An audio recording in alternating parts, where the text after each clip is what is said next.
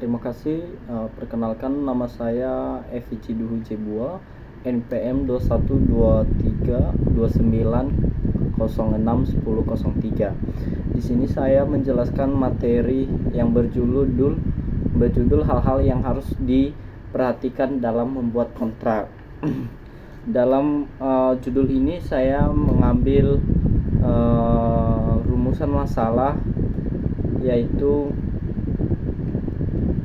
yang pertama, apa saja elemen dan prinsip dasar yang harus dipenuhi agar suatu kontrak dapat dianggap sah mengikat sesuai dengan ketentuan pasal 1320 KUH Perdata. Yang kedua, bagaimana peran klausul penting seperti klausul forces majeure dan penyelesaian sengketa dalam mengurangi potensi konflik dan memberikan perlindungan hukum bagi para pihak kontrak. Ketiga, apa dampak perkembangan teknologi terhadap keabsahan kontrak digital, langkah-langkah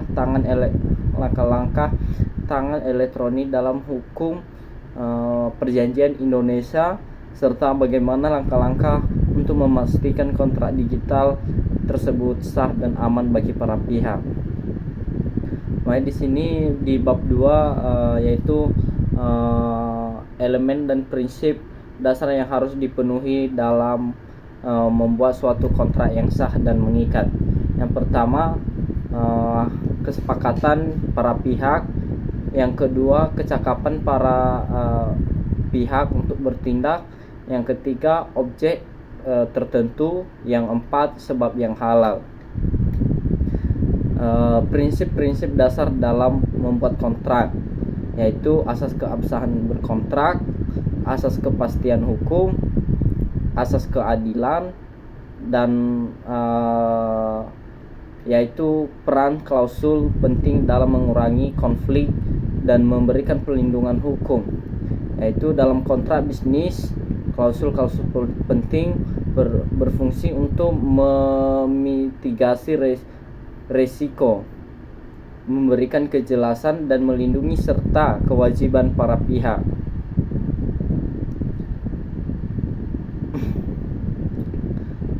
Adapun peran penting yang dalam mengurangi potensi konflik, memberikan perlindungan hukum yang efektif, yaitu klausul forces majeure, klausul penyelesaian sengketa,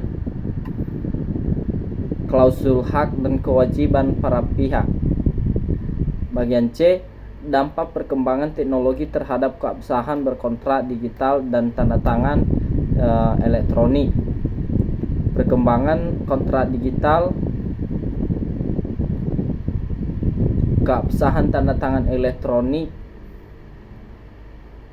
risiko dan perlindungan dalam kontrak digital.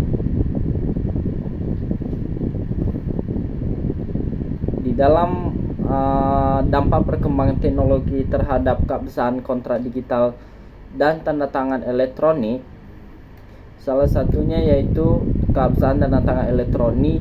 Dampak hukum tanda tangan elektronik menurut Undang-Undang ITE mengatur tanda tangan elektronik dalam pasal 11 yang menyatakan bahwa tanda tangan elektronik menggunakan sistem elektronik yang terverifikasi memiliki kekuatan hukum yang sah dan mengikat.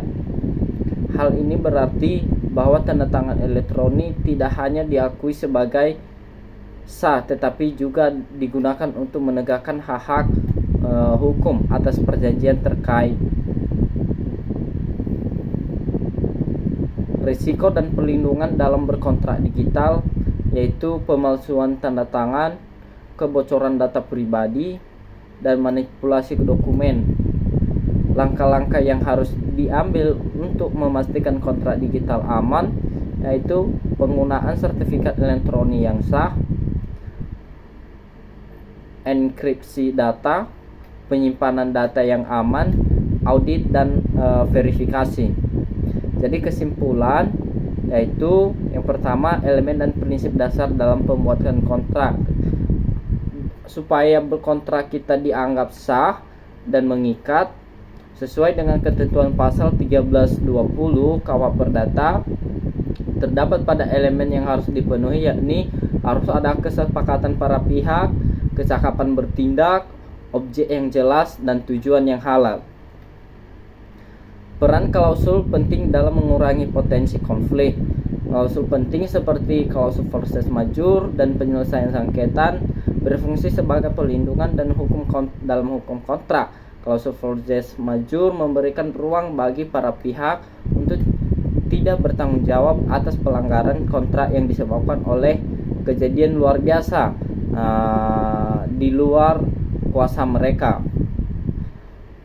Ketiga, dampak perkembangan teknologi terhadap keabsahan kontrak digital dan tanda tangan elektronik. Perkembangan teknologi terutama dalam bentuk kontrak digital tanda tangan elektronik telah memberikan kemudahan dan efisien dalam transaksi. Di Indonesia, berkontrak digital dan tanda tangan elektronik diatur dalam Undang-Undang ITE dan telah diakui sebagai alat bukti yang sah di pengadilan. Untuk memastikan keabsahannya, kontrak digital dan tanda tangan elektronik harus menggunakan sistem yang aman dan terverifikasi serta memenuhi ketentuan teknis yang diatur dalam peraturan yang berlaku.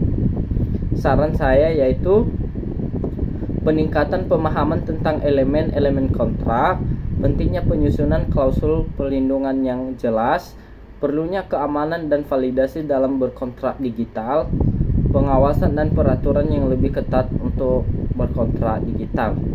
Demikian saja hasil presentasi saya ucapkan terima kasih.